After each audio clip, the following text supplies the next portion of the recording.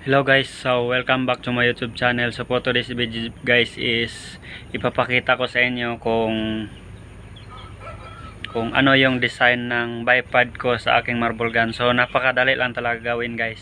So ipapakita ko sa inyo ngayon guys kung ano yung hitsura niya. So ito yun guys, napakadali lang gawin talaga guys. So let's go! Ito na yung bipod ko guys. Yan. So yan yung bipod natin guys. Pwede naman hindi lagyan ng spring, pero pwede rin lagyan ng door spring kasi ito napakadali lang talaga gawin ito guys. Saka tanggalin natin guys. At yung ginawa kong parang lock dito guys is ito lang guys, oh, pin. So pansamantala kasi, pero ito na rin yung ilalagay ko pag kailangan ng bipod, yung ano natin. Tapos ito nakabolt lang to dito guys. Tigas. Wait.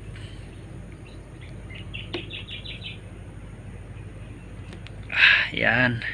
So ganyan din yan guys. So yan yung itsura niya guys. Pwede rin yan. So lika, tingnan natin kung paano ginawa to guys. Napakadali lang talaga nito guys.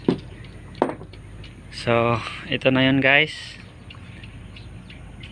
Yan.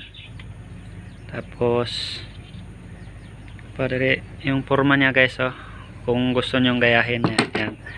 Oh, napakalinis niyang tingnan guys. So dapat kasi may spring to dito mo lagay yung spring, at saka dito door spring. Yan. Tapos ganyan, tsaka ganyan. So meron ka ng bipod, hindi mo na kailangan magbili. So dapat dito makapal na ano guys, makapal na PVC, platted PVC. Yan. Ito PVC din to guys. Pinutulan ko lang ganito 1/2. So pinutol ko lang, kinunan ko, tapos ayan. Tapos itong inilagay ko dito is tubo lang to guys ng antena. Ito tubo ng antena para meron siyang ganyan, oh, play. So ayan yung bipod natin guys. Napakadali lang talaga gawin guys.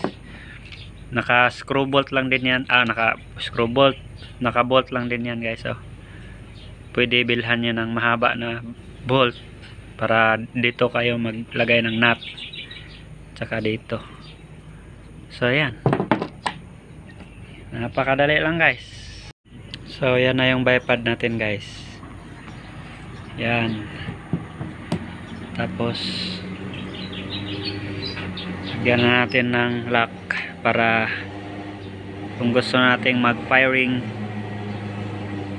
Yan. So pwede na yan itayo guys. Yan, oh. Guys, bipod. So thank you guys.